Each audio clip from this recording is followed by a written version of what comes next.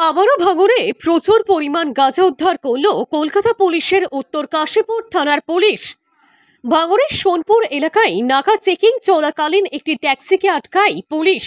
ট্যাক্সির ডিগ্গি খুলতেই 6টি ব্যাগ দেখা যায়, যার মধ্যে প্রচুর গাঁজা পাওয়া যায়। এই ঘটনায় ট্যাক্সি চালক সহ 4 জনকে আটক করল উত্তর কাশীপুর থানার পুলিশ। পুলিশ সূত্রে জানা যায়, 3 জন যুবক নদিয়া জেলা থেকে দমদম স্টেশনে আসেন। ওখান থেকে একটি সাদা ট্যাক্সি বুক করেন নিউটাউন অ্যাকোয়াটিকার দিকে যাওয়ার জন্য। তারপর ওখান থেকে হারোয়া দিকে যাওয়ার পথে সোনপুরের কাছে নাকা চেকিং এর সময় ওই ট্যাক্সিকে আটকায় পুলিশ। তারপর গাড়ির ডিগ্গি খুলতে একে একে 6টি ব্যাগ বেরিয়ে আসে, যার মধ্যে প্রচুর পরিমাণ গাঁজা দেখতে পাওয়া যায়। গাঁজা ও ট্যাক্সি চালক সহ 4 জনকে আটক করেছে উত্তর কাশীপুর থানার পুলিশ।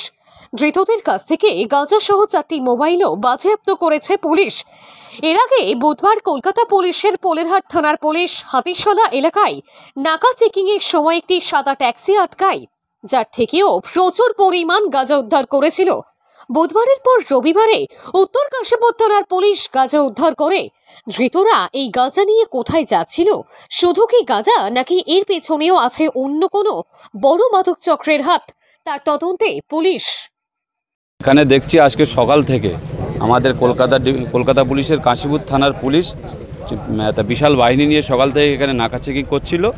তো কিছুক্ষণ আগেই একটা সাদা আর কি অ্যাম্বাসেডার গাড়িতে প্রায় 35-40 কেজি গাঁজা এখানে উদ্ধার করেছে পুলিশ। খুব সাহসিকতার সাথে এবং দক্ষতার সাথে এই কাজগুলো করছে।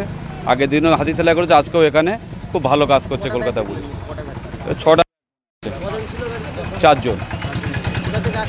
এরা যা শুনলাম নদিয়া থেকে আসছিল, অ্যাকোয়াটিকার দিকে সাপ্লাই করার ছিল, আবার এখান দিয়ে যাচ্ছিল, পুলিশ ধরে ফেলেছে।